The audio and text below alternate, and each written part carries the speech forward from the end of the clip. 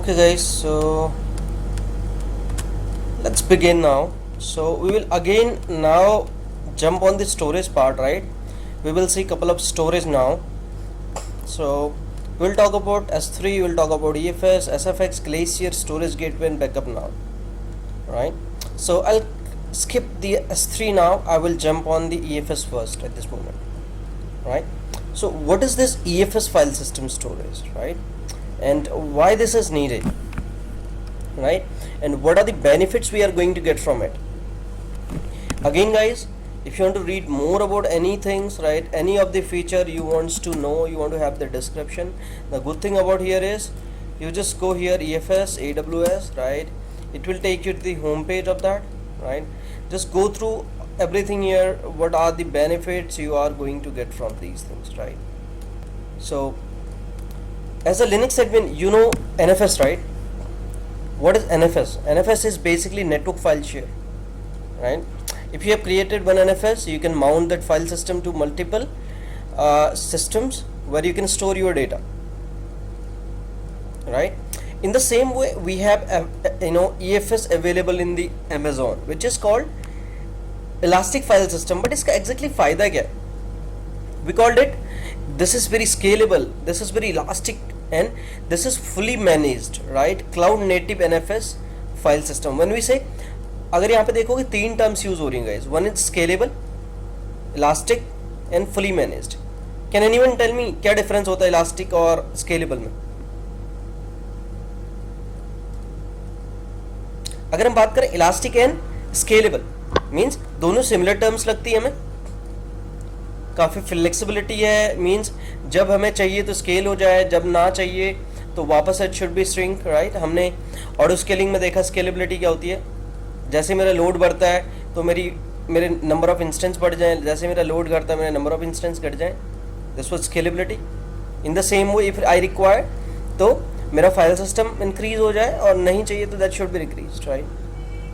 In the same way elastic, whenever needed it can be extended. Fully managed, that is managed by the AWS itself. You don't have to do anything, you just have to create it once.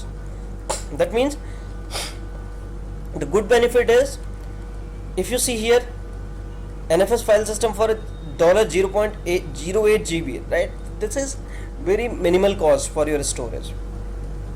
And when we talk about the good benefit, right, let's say you have created one EFS file system, right? So as much as data you put, you will be charged for that, right? जैसे जैसे आप data बढ़ाते जाओगे आपका data future में बढ़ता जाएगा. Your file system keep on increasing, और जैसे ही आप आपका अपना डेटा डिलीट कर दोगे it will be automatically decreasing, right? So you will have to pay whatever the storage or file and the data you are putting on that file system. Makes okay, right? So couple of benefits, if you say when you create it, access it and manage it, right? When we say create an Amazon EFS file system to store your file in the Amazon cloud, a file system grows and shrinks automatically with the file you put in, and you pay only for what you use. Do you understand what we was talking about elasticity here? Means जैसे ही आप कोई file create करते हो, data रखते हो, it will grow, you remove it, it will decrease it, right? So whatever you put, you'll have to pay for that. You can access it from many files, many systems, write file to and read file from any Amazon EFS file system by using the NFS4 protocol. Any number of EC2 instance can work with your file system at the same time, and your instance can be multiple availability zone in the region. So even if you have your instance in the multiple availability zones and region, you can mount it, right? When we talk about how to manage this, you can easily administrator your file system using the Amazon EFS console, CLI and SDK. When EFS lifecycle management is enabled on the file system, file not accessed according to the lifecycle policy you choose, right, will automatically be moved out from the cost optimized EFS IA storage class transparent to your application. The EFS IA storage class cost only 0.025 GB per month. That means You can manage it using console CLI and SDK. You can also enable life cycle management. Life cycle management means कि let's say आप कहते हो कि 30 दिन तक मैं इस data को जो रख रहा हूँ उसको एक्सेस कर पाऊँ. Every 30 days, after every 30 days this data, जैसे ही कोई भी डेटा 30 दिन की लाइफ साइकिल क्रॉस करता है, it should be move some cheap storage, right? We keep it for some days there. So this is the benefit of using EFS, and it is very easy to create also, right? If you want to create it, click on create file system, right? Choose VPC, in which VPC you want to create it. Let's say I am going with the default VPC at this moment.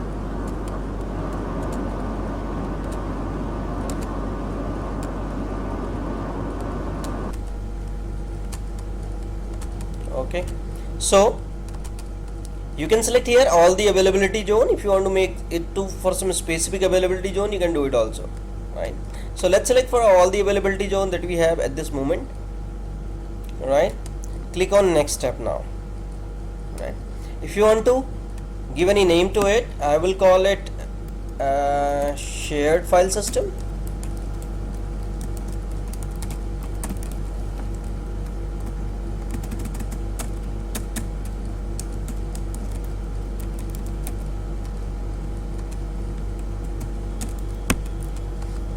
Right, so the next is enable life cycle management, right? We was talking about life cycle. क्या होती है life cycle? Means कि आपको चाहिए कि let's say आपने बोला कि कोई भी डेटा मैक्सिमम 30 दिन तक तो हमें ज़रूरत पड़ती है, हम एक्सेस करते हैं, but after 30 days that data we do not need the data, that data should not be accessible for the organization. But हो सकता है कि हमें 90 days या कुछ दिनों के लिए उसे रखना है, इन केस अगर ज़रूरत पड़ी तो हम उसको रिट्रीव कर सकें फॉर सम एनालिसिस. तो आप पे डिपेंड करता है, राइट? आपको लाइफ साइकिल मैनेजमेंट इनेबल करनी है या नहीं करनी है. It says automatically save up to 92% on your EFS bill as you access pattern changes by enabling the life cycle management for file system. If you enable this, it can save you this much of cost also, because after some specific days it will move your data to some cheap storage. If you want to enable it, let's say आप कहते हो कि after 7 days last access, 14 days access, 30 days, 19, so whatever your organization policy says you can choose it. Let's say आप कहते हो कि 7 days की policy है, so after 7 days it would be moved to some cheap storage, right? The next is choose throughput mode, right? What throughput mode you want to use? It's bursting or provision, right? When you say bursting means that can go beyond, right? We recommend bursting throughput mode for the most file system. That means use provision throughput mode for the application that require more throughput than allowed by the bursting throughputs, right? They say although we advise to use the bursting mode, right, because it can burst to some specific guidelines. I mean जितनी हमें ज़रूरत है उससे ऊपर burst हो सकता है. इनके समय हमारी ज़रूरत बढ़ रही है तो it can increase, but it will have some limit. But अगर आपको चाहिए प्रोविजन मीन्स आपको कुछ स्पेसिफिक थ्रूपुट्स चाहिए, राइट, कि आपको कितने थ्रूपुट्स चाहिए, right? So per MB, so you can also enable it here, but that will cost you, right? So let's go for a bursting mode at this moment and scroll it down. The next is choose performance mode. आपको journal use करना है या max IO use करना है, right? If you read this, we recommend general purpose performance mode for most of the file system. Max IO performance mode is optimized for application where tens, 100 or 1000 of EC2 instances are accessing the file system. If few of the file system are accessing this file system, just go with the journal. But tens of, hundreds of and thousands of instances are going to access the same file system, then go with the max IO, right? So whatever the IO we are going to put, it should be capable of handling it. So let's go with journal at this moment. And do you want to encrypt the data? If you want to do this, go ahead and click on encrypt the data. So you can select couple of keys from here, right? Or you can also enter the key from the another account if you want, if you have some ARN keys. So I'm not going to enable encryption at this moment. We'll go ahead and create this now.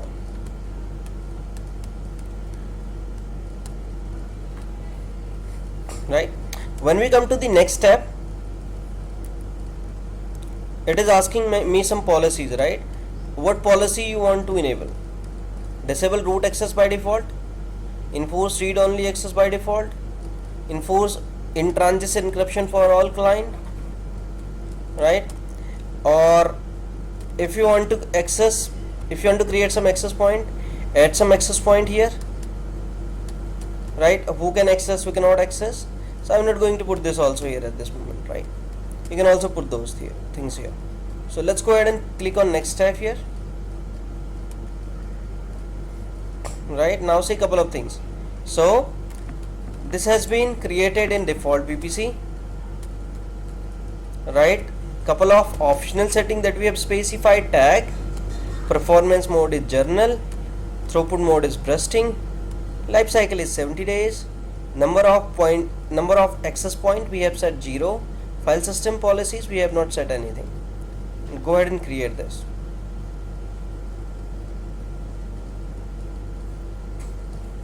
Right, so it might take some time in creating. So it says it has been successfully created, right? But if you scroll it down, you see this is in progress now, right? The mount targets are creating at this moment. So at the same time, let's go ahead and create one instance also.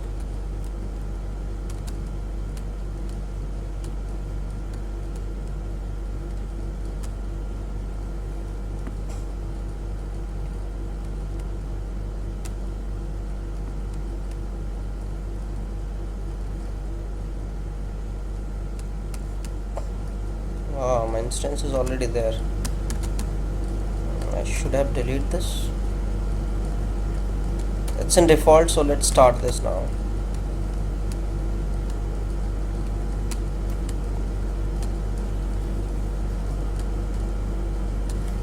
So let's go here and see the status.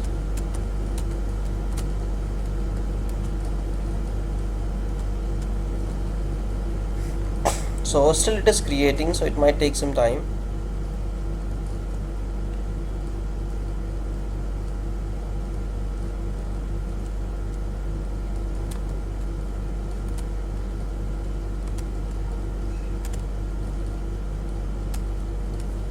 It's available now. Let's go to instance once and see this is up also.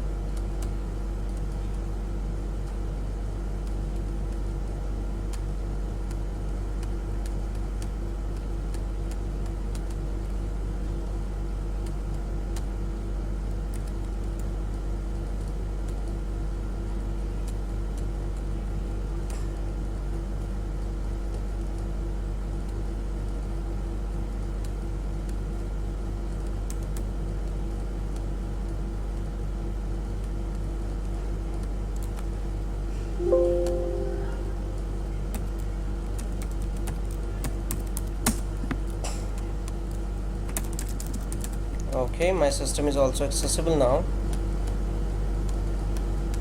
Let's go to section and see a couple of things now. You can see our system is ready, right? If you refresh it, so if you see here, the name is shared file system, and this is the file system ID. It's a metered usage, right? Still it says 6.0 KB, not yet metered. We have number of 6 point, we can say target points where we can mount it now, right? If you want to change some tag, manage tag, you can do here from here. So here we have some modes. If you want to change it in the future, you can do it. If you want to change the lifecycle policies, you can go ahead and do it. If you want to manage access, again manage access client, you can go ahead and do that also, right? And this is the DNS one point we have received, right? This is Amazon EC2 mount instruction, how you can mount it from your VPC. Amazon EC2 mount instruction across VPC peering connection, and on-premises mount instruction. If you want to mount this to some on-premises data centers, you can also do that. Let's say we're gonna do this from our local VPC that we have, right? It gives you the instruction also. What you need: set up your EC2 instance first, right? So the first thing you need is you are using EC2 Linux instance. Install EFS mount helper with the following command: right?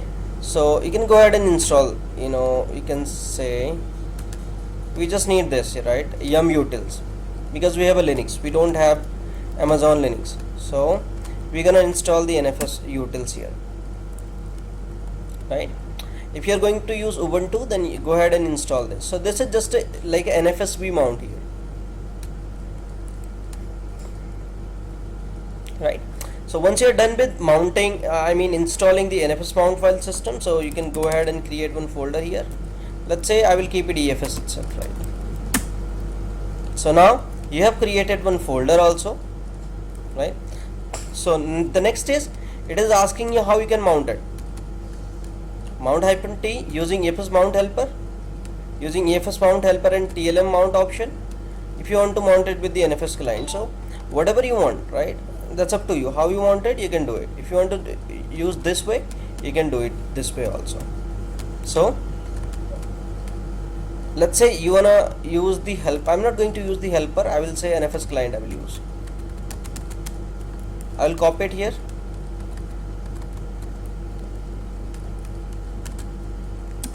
Let's paste it here.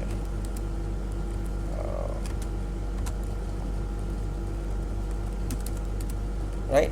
So it says mount. I don't need sudo because I am root itself. Use NFS 4. NFS version is this. Resize is this. WSize is this. Couple of things. And this is your mount point, right? This is your DNS name. So what you have to do is, you just have to get your DNS name from here.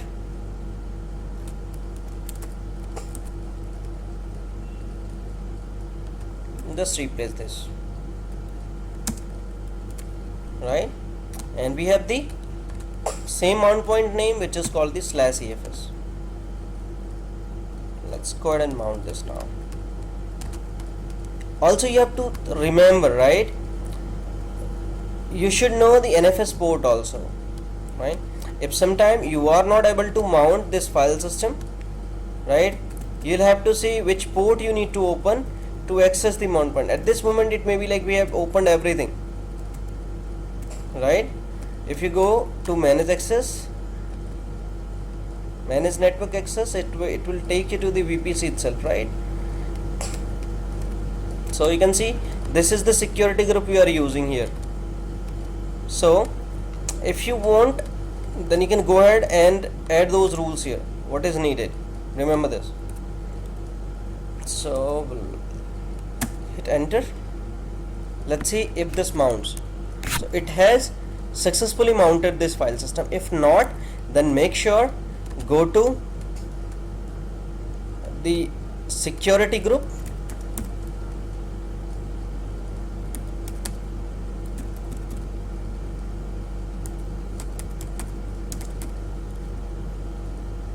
let's go to EC2 itself.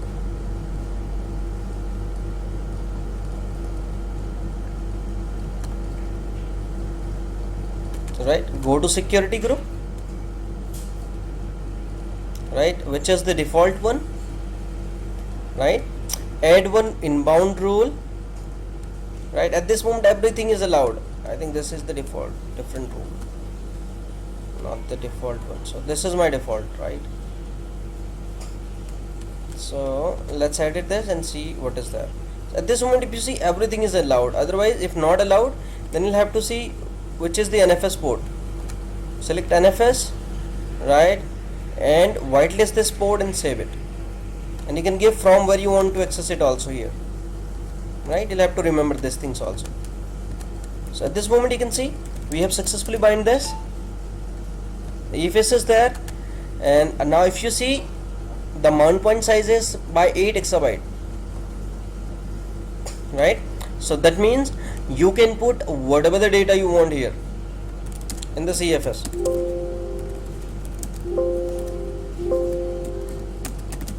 right? And you will be charged on the basis of data you keep here, right? As per the policy, the data will be relocated, right? And this way you can save some cost.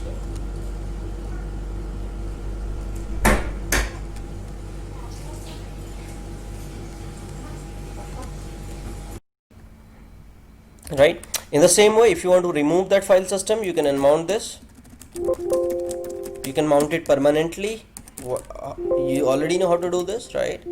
So remove this file system from here. Once it is deleted, just go back to your file system here, right? Go to action, right? You can manage the network action, change throughput, as we said earlier, right? Everything you can do it from here itself. You are getting the things here to manage the things, right? So you can go ahead and delete these file system and not need it. You'll have to put the file system ID here, copy and paste the ID, go ahead and delete this.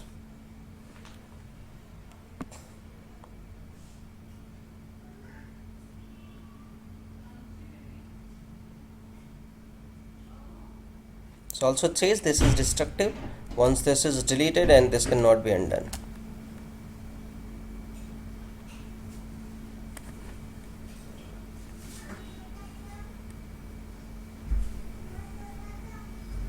So you can see the file system has been successfully removed now.